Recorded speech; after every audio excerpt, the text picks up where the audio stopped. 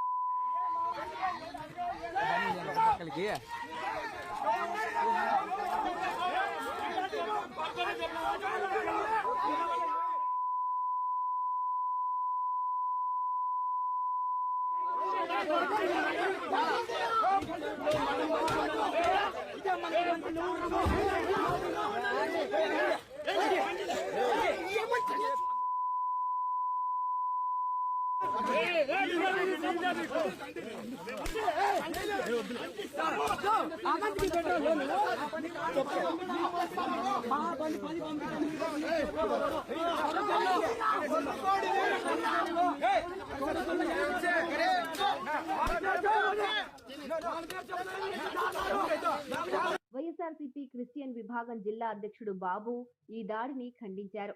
జై శ్రీరామ్ అంటూ నినాదాలు చేస్తూ క్రైస్తవులపైన దాడి చేస్తుంటే రాష్ట్ర హోంమంత్రి అనిత, ఉప ముఖ్యమంత్రి పవన్ కళ్యాణ్ ఏం చేస్తున్నారని ప్రశ్నించారు.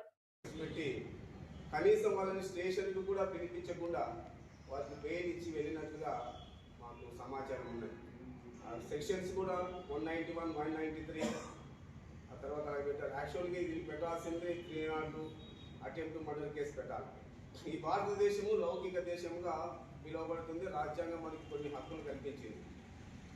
అలాంటిది ఈ దేశంలో ఎవరు కూడా సువార్త ప్రకటించడానికి లేదు, మేము దాడి చేస్తాము అని చెప్పేసి ఆ విధంగా ఇప్పుడున్నటువంటి కూటమి పెద్దలు నాయకులు అధికంగా ప్రవర్తిస్తున్నారు. మరి ఇదే ఉండి నియోజకవర్గంలో రఘురామకృష్ణరాజు గారు ప్రాతినిధ్యం వహించినటువంటి ఆ నియోజకవర్గంలో దాదాపుగా 7 చర్చిలను కూల్చివేసి అక్కడ 7 మందిరాలు లేకుండా అక్కడ చేస్తున్నటువంటి దుర్మార్గమైనటువంటి చర్య. రఘురామకృష్ణరాజు గారు ఈరోజు డిప్యూటీ మేయర్గా ఉంటున్నారు, డిప్యూటీ స్పీకర్గా ఉంటున్నారు.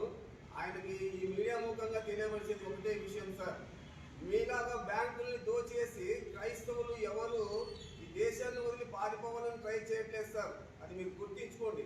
మీలాగా 1000 కోట్లు దోచేసి ఏ క్రైస్తవుడు దేశం వదిలిపెట్టి వెళ్ళట్లేదు. క్రైస్తవులు ఎంతసేపు ఉన్నా కానీ ఈ లోకానికి దేశానికి వచ్చినటువంటి విషయం ఏమంటే సువార్తను ప్రకటించడానికి వచ్చారు. హాస్పిటల్స్ని, తర్వాత ఎడ్యుకేషన్, విద్యను ఈ విధంగా పంచడానికే వచ్చారు.